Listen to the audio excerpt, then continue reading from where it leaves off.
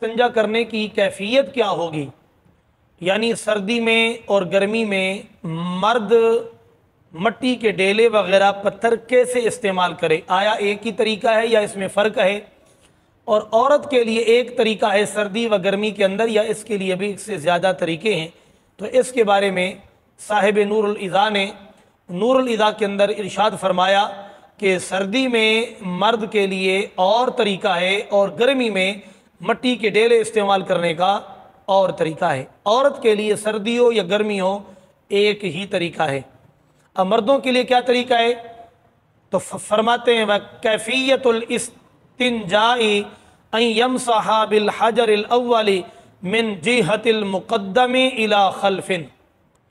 अगर गर्मी के मौसम के अंदर आदमी इस्तिंजा कर रहा है, मट्टी के डेले इस्तेमाल करना चाहता है, तो आदमी पहला मट्टी का जो डेला है वो आगे से पीछे की तरफ साफ करने के लिए इस्तेमाल करे, यानी आगे से मट्टी का डेला पीछे की तरफ ले जाए।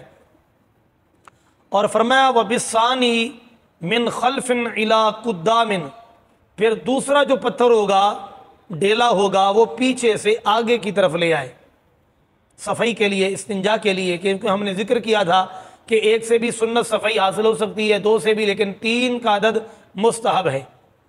फरमाया व बिस्सालिसी मिन कुद्दामिन इला खल्फिन, फिर तीसरा जो पत्थर और डेला होगा फिर आगे से पीछे, यानी पहला आगे से पीछे, फिर दूसरा पीछे से आगे, फिर तीसरा आगे से पीछे। ये तरतीब कब होगी, जब गर्मियां होंगी। क्यों? फरमाते हैं कि ये तरतीब तब होगी इदा कानतिल खुसियतु मुदल्लातन, ये तब होगी कि जब खुसियतैन वो गर्मी के मौसम के अंदर जो है वो लटके हुए होते हैं, बड़े हुए होते हैं। तो अगर इस गर्मियों के अंदर अगर पहला पत्थर पीछे से आगे की तरफ इस्तेमाल करेंगे तो आलूदा होने का अंदेशा है, इसलिए पहला आगे से पीछे, फिर पीछे से आगे, फिर आगे से पीछे, इस तरह ये तीन डेले को इस्तेमाल किया जाएगा। अच्छा, अगर इसी तरह किसी को तादाद बढ़ानी पड़ जाती है, जैसे कि हमने पीछे जिक्र किया, तो ये तादाद की सुन्नत मौक़त तो नहीं है। अगर सफ़ी के लिए बढ़ानी पड़ जाए तो इसी तरतीब को जारी रखेंगे, यानी जैसे पहला आगे से पीछे, फिर पीछे से आगे, फिर आगे से पीछे, फिर पीछे से आगे, फिर आगे से पीछे, इसी तरह ये तरतीब जारी रहेगी और ताक़द तक इस्तेमाल कर लिया जाए तो ये मुस्तहब है। फरमाया कि अगर सर्दी का मौसम हो तो फिर क्योंकि खुसियतैन वो लटके हुए नहीं होते, बढ़े हुए नहीं होते, ढीले नहीं होते, तो सर्दी के अंदर डेलों के इस्तेमाल करने का तरीका और है। फरमाते हैं कि व इन कानत गैर मुदल्लातिन, अगर खुसियतैन ढीले लटके हुए ना हो, यानी सर्दी के अंदर इस तरह होता है, तो फिर यबतदिउ मिन खल्फिन इला कुद्दामिन, तो फिर पहला पत्थर पीछे से आगे ले आए, क्योंकि वो खुसियतैन सुकड़े हुए होते हैं तो उनके आलूदा होने का अंदेशा नहीं है। फिर दूसरा जो है वो आगे से पीछे ले जाए, फिर जो तीसरा होगा वो पीछे से आगे ले आए। इसी तरह अगर तरतीब इस तादाद को बढ़ाना पड़ जाए ज़रूरतन, तो इसी तरतीब को ही जारी रखेंगे जैसे चल रही है ये तरकीब और तरतीब। ये तो हुआ मर्द के लिए कि अगर सर्दी हो तो उसके लिए क्या तरीका है, और गर्मी हो तो मट्टी के ढेलों का क्या तरीका है।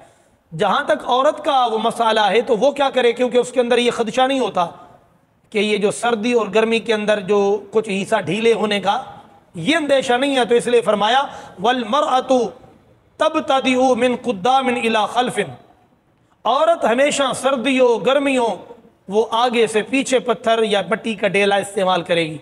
क्यों?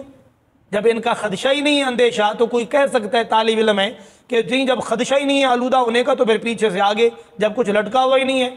तो उसका जवाब साहिब नूरुल इज़ा खुद ही फरमा रहे हैं कि इसलिए कि खशियता तलवीस फर्जिहा, इसलिए आगे से पीछे हमेशा यही एक तरीका होगा औरत के लिए कि कहीं अगर पीछे से आगे औरत इस्तेमाल करे मट्टी का डेला या पत्थर तो कहीं आगे की शर्मगाह आलूदा ना हो जाए।